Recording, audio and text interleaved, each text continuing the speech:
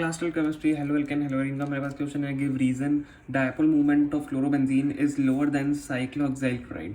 ठीक है, हमें बताना है डायपोल मूवमेंट जो है ना क्लोरोबेंजीन का लोअर होता है साइक्लोहेक्साइल क्लोराइड से। तो उसमें देख लेते हैं क्लोरोबेंजीन आपका क्या होता है।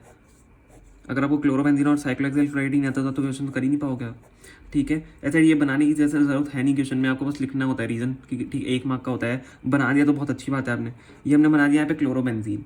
ठीक है, हमने बना दिया क्लोरोबेंजीन एंड यहाँ पे हम बनाएंगे cyclohexyl chloride. Cyclohexyl chloride and chlorobenzene में से ये फर्क होता है, साइक्लोहेक्सिन में सॉरी क्लोरोबेंजीन में आपका बेंजीन होता है एंड साइक्लोहेक्सिल क्लोराइड में आपका बेंजीन नहीं होता है, ऐसा होता है आपका ये।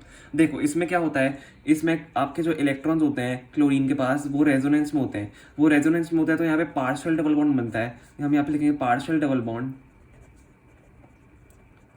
ठीक है, यहाँ पे एक पार्शियल डबल बॉन्ड बनता है जो क्या होता है, ये शॉर्ट होता है। ये नॉर्मल बॉन्ड से ना शॉर्ट होता है। ये वाला जो बॉन्ड है ये पार्शियल डबल बॉन्ड नहीं बनाएगा क्योंकि यहाँ पे रेजोनेंस हो गई नहीं, क्योंकि बेंजीन नहीं है। तो ये वाला बॉन्ड और ये वाला बॉन्ड जो है ये वाला बॉन्ड बहुत छोटा होगा इस बॉन्ड से, ये वाला बॉन्ड छोटा होगा इस बॉन्ड से।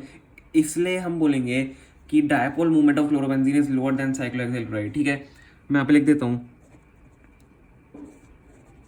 इन chlorobenzene there is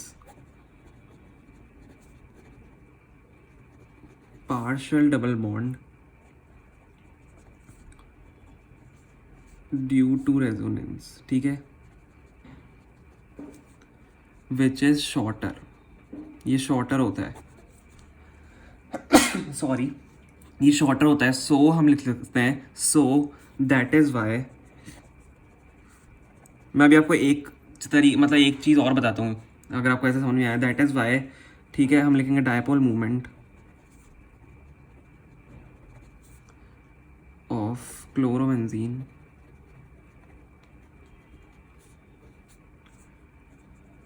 is low. ठीक है, देखो ये क्यों होता है मैंने आपको बताया, क्योंकि शॉर्ट डिस्टेंस होती है इसकी, इसमें पार्शियल बॉन्ड जाता है वैसे शॉर्टर, ये शॉर्ट बॉन्ड होता है नॉर्मल बॉन्ड से। देखो आपने फिजिक्स में पढ़ा होगा कि P इजिकल टू मतलब dipole movement is equal to Q into distance होता है। ठीक है, Q इंटू डिस्टेंस होता है, Q इंटू डिस्टेंस होता है। मतलब जैसे हम Q इंटू 2a लिखते हैं ना, P is equal to Q into 2a, तो dipole movement is equal to Q into distance होता है। तो अगर डिस्टेंस कम हो गई, अगर पार्शियल बॉन्ड की वजह से डिस्टेंस कम होगी तो आपका क्या डायपोल मूवमेंट भी कम हो जाएगा। क्या डायपोल मूवमेंट भी कम हो जाएगा, ये है आपका डायपोल मूवमेंट कम हो जाएगा। तो आपको समझ में आया, अगर डिस्टेंस कम है, यहाँ पे डिस्टेंस कम है, यहाँ पे ये शॉर्ट बॉन्ड है इसलिए Cl और कार्बन के बीच में डिस्टेंस कम है, तो यहाँ पे क्या हो जाएगा, डायपोल मूवमेंट कम हो जाएगा। ठीक है, तो आपका ये आंसर इसमें मैंने आपको समझा दिया, आप ऐसे भी लिख सकते हो। ठीक है, फुल मार्क्स आपका कहीं नहीं जाएंगे। Thank you so much for watching. अगर आपको समझ में आया तो प्लीज़ वीडियो को लाइक करना है, चैनल को प्लीज़ सब्सक्राइब करना।